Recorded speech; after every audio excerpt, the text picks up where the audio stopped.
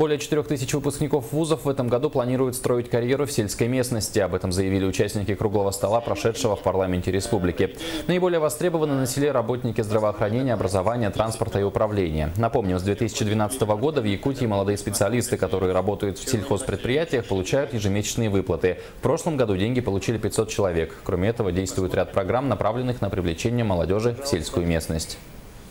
Министерство спорта предлагает выпускникам, прибывшим на работу в сельских населенных пунктах, предусмотреть выплату единовременного пособия. Очень интересное предложение с Министерства экономики. В целях возрождения системы карьерный рост молодых специалистов включить в перечень критериев для кандидатов на руководящие должности наличие стажа работы в муниципальных образованиях. Так, департамент ветеринарии, содействие исполнению муниципального образования районов и городов по выделению квоты на строительство и приобретение жилья молодым ветеринарным специалистам.